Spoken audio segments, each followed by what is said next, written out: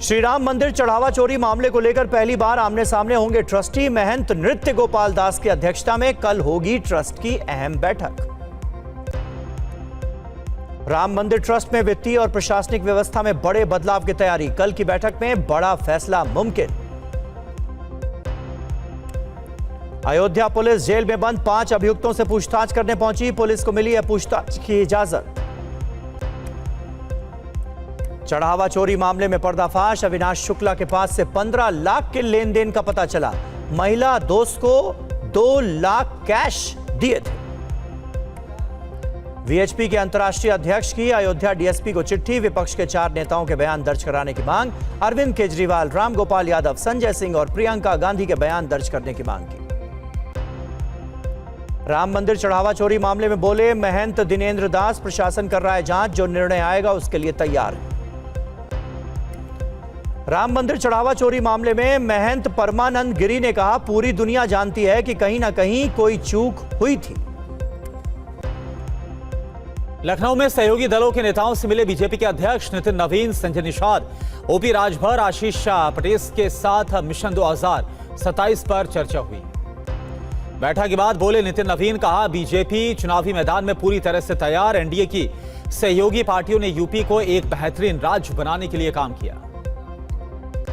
बैठक पर अपना दल के राष्ट्रीय अध्यक्ष आशीष पटेल ने कहा कि कई मुद्दों पर होगी बात। हमारी पार्टी 12 साल से गठबंधन में है। पार्टी जीत के लिए लड़ती है, सीटों के लिए नहीं। संजय निषाद का बयान, कहा यूपी चुनाव में फिर होगी ऐतिहासिक जीत। सहयोगी पार्टियां मिलकर दर्ज करेंगी जीत।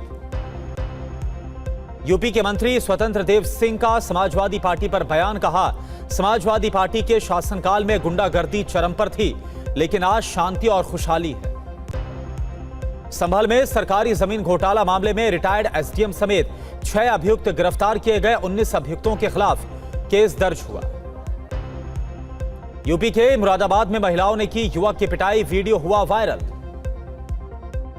मुंबई में लगातार हो रही बारिश आफत का सबब बनी हुई है। कई इलाकों में जलभराव के चलते लोगों को परेशानियों का सामना करना पड़ रहा है। मुंबई और आसपास के इलाकों में हुई लगातार तेज बारिश ने जनजीवन को काफी प्रभावित किया है। कई जगहों पर रास्ते पानी में डूबे हैं, जिससे लोगों को आने जाने में परेशानी हो रही है। ये तस्वीर मुंबई के सायन इलाके की है, जहां तेज बारिश के बाद सड़क पर कई फीट पानी भरा दिख रहा है। बारिश रुकने के बावजूद लोग अपने घरों में ही रहने को मजबूर हैं। जल भराव की वजह से लोगों को काफी परेशानियों का सामना करना पड़ रहा है। शहर के कई इलाकों में हो रही बारिश ने लोगों की मुसीबतें बढ़ा रखी हैं। अंधेरी रेलवे स्टेशन के पास लोगों को बारिश और जलभराव से परेशानी हो रही है। मुंबई के भांडुप के सोनापुर इलाके में लगातार बारिश के कारण सड़क का एक हिस्सा धंस गया। घटना एक निर्माणाधीन जगह के पास हुई, जहां सड़क कमजोर पड़ने से एक गाड़ी गड्ढे में फंस गई। राहत की बात यह रही कि इस हादसे में कोई घायल नहीं हुआ है। प्रशासन ने तुरंत मौके पर पहुंचकर इलाके को सुरक्षित किया और लोगों को उस रास्ते का इस्तेमाल न करने की सलाह दी। मौसम विभाग ने अगले 24 घंटे रुक रुक कर तेज बारिश का अलर्ट जारी किया है। महाराष्ट्र में जारी मूसलाधार बारिश के बीच मुंबई से सटे वसई विरार क्षेत्र में बाढ़ ने भारी तबाही मचाई है। इलाके में फंसे लोगों को फायर ब्रिगेड ने रेस्क्यू ऑपरेशन चलाकर सुरक्षित निकाला। वीडियो मुंबई के वसई ईस्ट के मधुबन इलाके का है, जहां पर मूसलाधार बारिश के बाद जलभराव की गंभीर स्थिति बन गई। इलाके में कई जगह पानी का स्तर लोगों के गले तक पहुंच गया, जिससे लोग पानी में फंस गए। हालात की गंभीरता को देखते हुए फायर ब्रिगेड की टीम ने तत्काल बचाव अभियान शुरू किया। जवानों ने रस्सियों की मदद से पानी में डूबे इलाकों में पहुंचकर करीब 25 लोगों को सुरक्षित बाहर निकाला। रेस्क्यू ऑपरेशन के दौरान फायर ब्रिगेड के जवानों ने बेहद ही चुनौतीपूर्ण परिस्थितियों में काम करते हुए लोगों को सुरक्षित स्थानों तक पहुंचाया। प्रशासन ने लोगों से अपील की है कि वो जलभराव वाले क्षेत्रों में जाने से बचे और सुरक्षा संबंधी निर्देशों का पालन करें। इससे पहले मधुबन इलाके से आई हैरान करने वाली तस्वीर सामने आई, जहां रास्तों पर कई फीट तक पानी भर गया। कार एक जगह से दूसरी जगह रेंगती नजर आई। फिलहाल इलाके में राहत और बचाव कार्य जारी है। प्रशासन हालात पर नजर बनाए हुए है। मुंबई में तेज बारिश और जलभराव के कारण अंधेरी का सबवे एक बार फिर से बंद कर दिया गया। सबवे बंद होने से अंधेरी पूर्व और पश्चिम के लिए आवाजाही भी बंद हो गई है।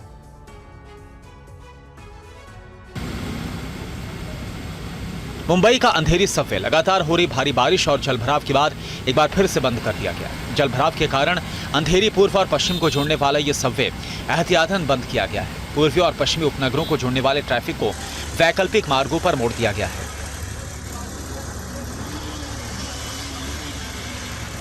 अंधेरी MIDC में रोल्टा जंक्शन के पास भीषण जलभराव हो गया है, जिसकी वजह से जोगेश्वरी विक्रोली लिंक रोड की तरफ जाने वाले ट्रैफिक को परेशानी का सामना करना पड़ रहा है। कुछ जगहों पर बारिश की वजह से सड़कों पर गाड़ियों की रफ्तार सुस्त है।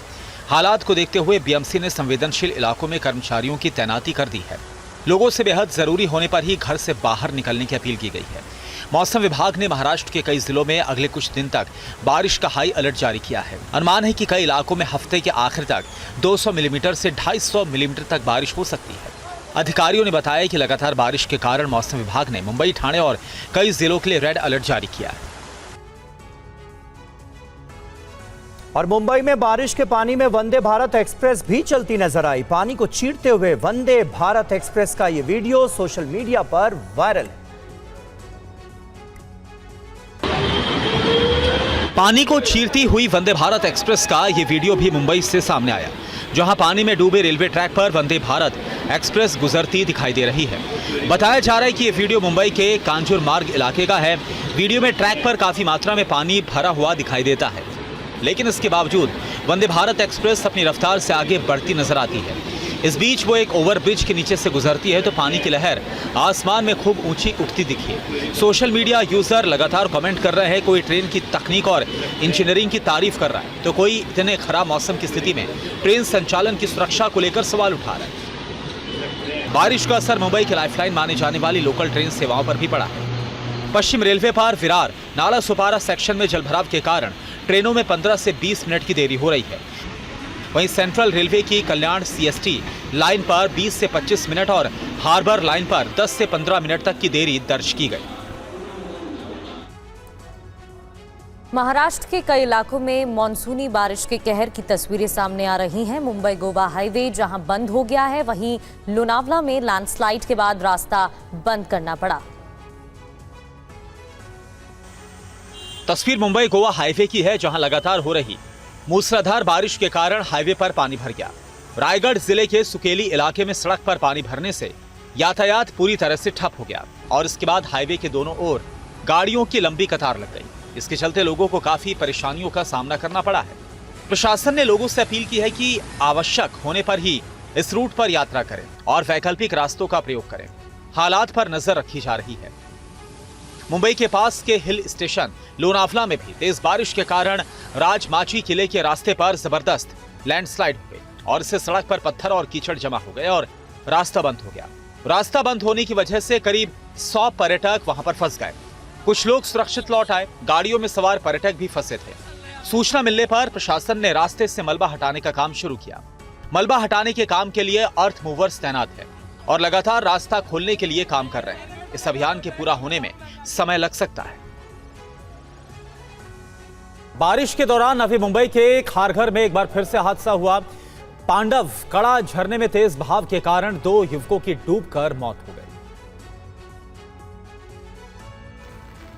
मानसूनी बारिश के बीच नवी मुंबई के खारघर इलाके में पांडव कड़ा वाटरफॉल पर बड़ा हादसा सामने आया।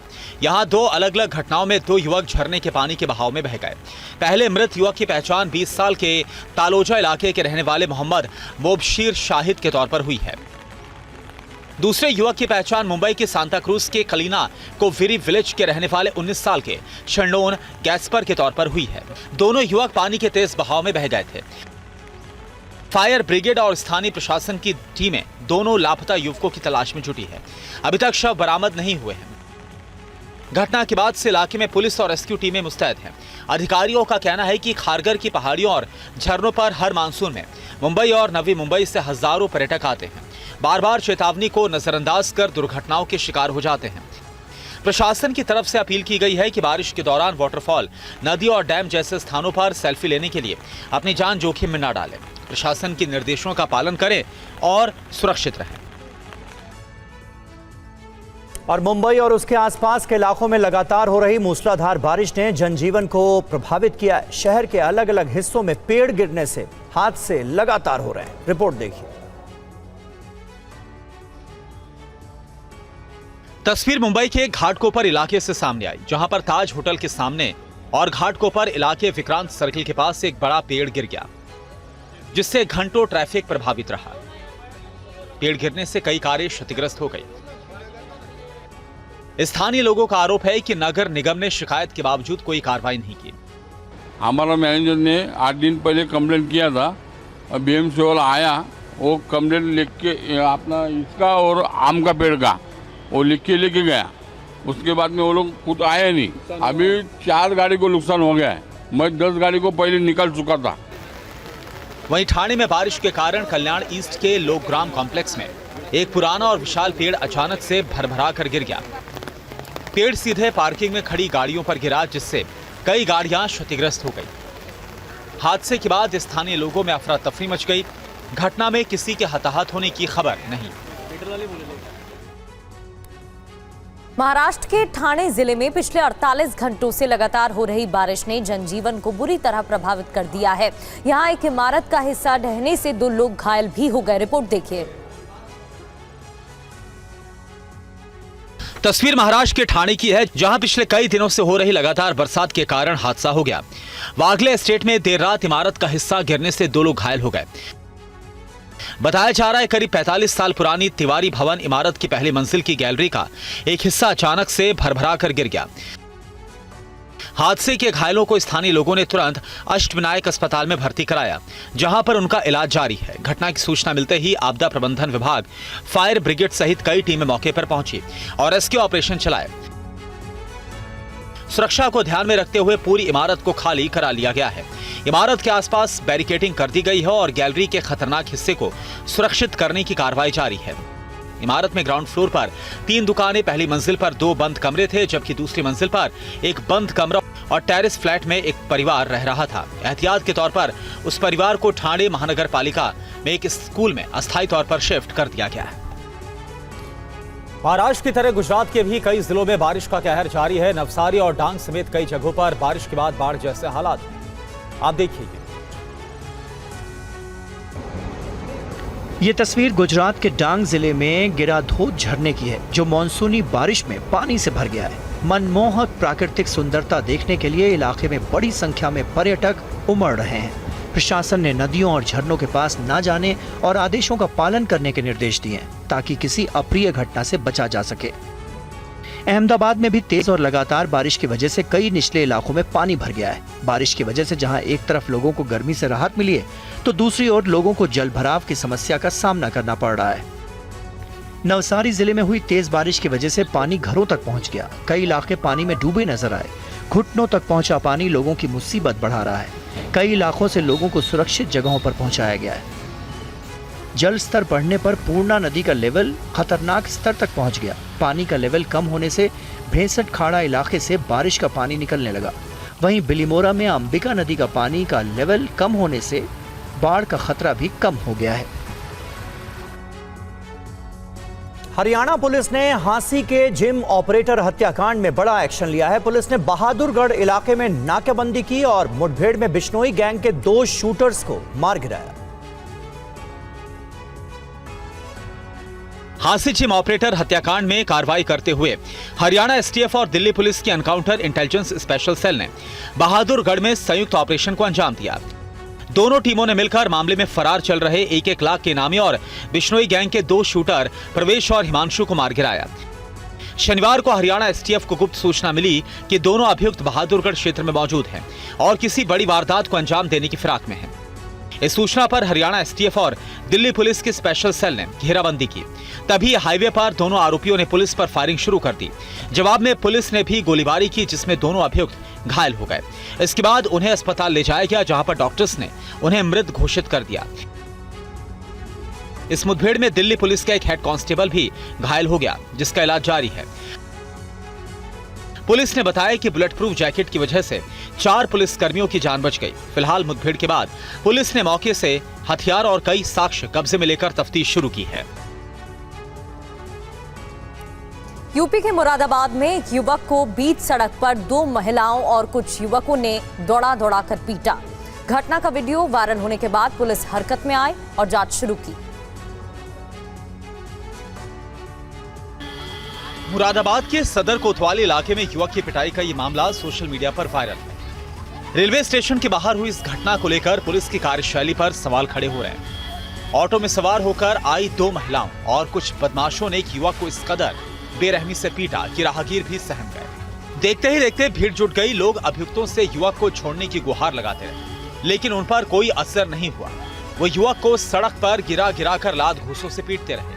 अभियुक्तों में शामिल 2 महिलाओं ने तो सारी मर्यादा लांघ दी। युवक के अधमरा होने के बावजूद वो युवक के पेट पर लात मारती रही।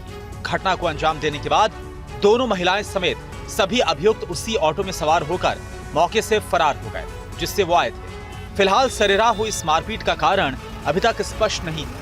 पुलिस अब वायरल वीडियो के आधार पर मामला दर्ज कर जांच कर रही है। चश्मदीदों से मिली जानकारी के बाद कई सीसीटीवी के फुटेज खंगाले गए। पुलिस का दावा है कि जल्द ही उसके हाथ अभियुक्त के गिरबान तक होंगे। नोएडा के सेक्टर 18 पार्किंग में एक महिला ने आत्महत्या कर ली। ये बताया जा रहा है कि महिला सेक्टर 29 में रहती थी और काफी दिनों से डिप्रेशन में। देखिए संवाददाता पुनीत शर्मा की ग्राउंड। दोपहर के करीब 2 बजे थे और नोएडा के सेक्टर 18 की इसी मल्टी लेवल पार्किंग में अचानक अफरा तफरी मच जाती है। दरअसल एक महिला इस मल्टी लेवल कार पार्किंग की दूसरी मंजिल से अचानक नीचे गिरती है और मौके पर ही उसकी मौत हो जाती है। आसपास जो भीड़ थी वो तुरंत मौके पर पहुंचती है। पुलिस को बुलाया जाता है और पुलिस तफ्तीश करती है तो पता चलता है कि जो मृतक है उसका नाम सीतू तलवार था, जो मोहित तलवार की पत्नी थी और सेक्टर 29 नोएडा में रहती थी। जैसे ही जो महिला थी वो यहाँ पर गिरी, उसको तुरंत ही अस्पताल पहुंचाया गया, लेकिन डॉक्टरों ने उसको मृत घोषित कर दिया। पुलिस ने तफ्तीश की तो आसपास के तमाम सीसीटीवी फुटेज चेक किए, लेकिन महिला के पास से कोई भी सुसाइड नोट नहीं मिला है। लेकिन शुरुआती तफ्तीश में पुलिस का कहना है कि महिला ने खुदकुशी की है दूसरी मंजिल से कूदकर। और यूपी के बरेली में पत्नी और ससुराल पक्ष से आहत होकर नर्सिंग असिस्टेंट ने सुसाइड कर लिया। मरने से पहले बनाया गया उसका वीडियो अब सोशल मीडिया पर वायरल हो रहा है। उत्कर्ष बेटा, आई लव यू। पापा तुम्हें बहुत प्यार करते हैं, बहुत ज़्यादा। पापा का नाम रोशन कर रहा हूँ, बाबा दादी का ध्यान रखना बहुत अच्छे से, और गौरव चाचा के संरक्षण में रहना। वो तुमको अच्छा इंसान बनाएंगे, पढ़ाएंगे, लिखाएंगे, सब कुछ करेंगे। बहुत टूट गया। इन चारों ने मुझे बहुत परेशान करके रखा है, बहुत ज़्यादा परेशान करके रखा है। अब मैं जीना नहीं चाहता। इन चारों ने मुझे कहीं का नहीं छोड़ा। इस वीडियो को रिकॉर्ड करने के बाद बरेली के नर्सिंग असिस्टेंट कुलदीप ने आत्महत्या कर ली। 2 महीने पहले ही कुलदीप की शादी हुई थी, लेकिन उनका पत्नी और ससुराल वालों से संबंध ठीक नहीं। पत्नी ने कुलदीप पर मारपीट के आरोप भी लगाए, जिससे वो आहत था। फिलहाल परिजनों की शिकायत पर कैंट थाना पुलिस ने पत्नी समेत 4 के खिलाफ मामला दर्ज किया है। परिजनों ने पुलिस पर भी लापरवाही के आरोप लगाए।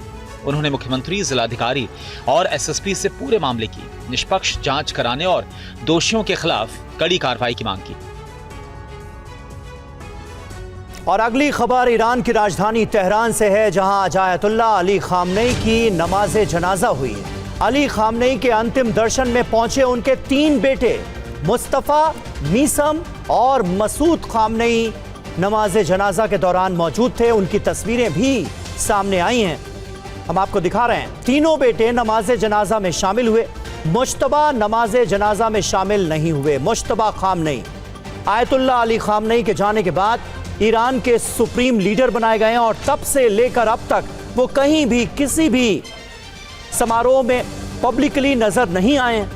और नमाज जनाजा के दौरान भी आयतुल्ला अली खामनेई के 3 बेटे मसूद खामनेई, मुस्तफा खामनेई और मीसम खामनेई मौजूद थे। आंखों में आंसू, नम आंखें, लेकिन मुश्तबा खामनेई कहीं नजर नहीं आए।